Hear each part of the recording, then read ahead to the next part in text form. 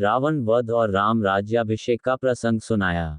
अमेठी जिले के संग्रामपुर विकासखंड के तिवारीपुर गांव में संगीतमय श्रीराम कथा के 5वें दिन की कथा में आचार्य मुरारी जी महाराज ने मेघनाथ वध, रावण वध और राम के राज्य अभिषेक का प्रसंग सुनाया।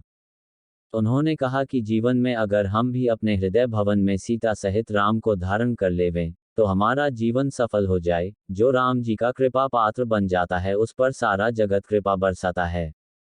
उन्होंने कहा कि संसार में बुराई चाहे कितनी भी बड़ी क्यों ना हो जाए, वह अच्छाई के सामने कभी टिक नहीं सकती। अच्छाई और सच्चाई की सदा ही विजय होती है। पापियों के पाप का घड़ा आखिर भरता ही है।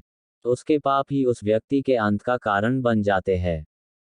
भगवान पापियों का विनाश करते ही है। इसलिए व्यक्ति को सदा ही सन्मार्ग पर ही चलना चाहिए।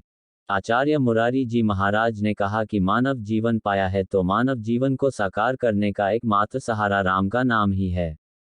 रामचरित मानस भव्य अलौकिक और मानव जीवन उद्धार के लिए ही है। उन्होंने कहा कि राम के नाम का स्मरण करते रहना जीवन को सन्मार्ग पर ले जाता है। कथा विश्राम में उन्होंने राम का राज्य अभिषेक के साथ राम की महिमा को गाया, जिसे सुनकर श्रद्धालु भाव विभोर हो गए।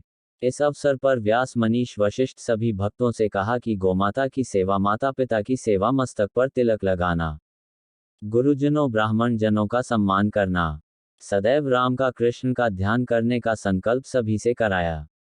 मुख्य यजमान बजरंग प्रसाद त्रिपाठी, केशव प्रसाद, सर्वेश, ब्रिजेश की संख्या में ग्रामीण शामिल हुए।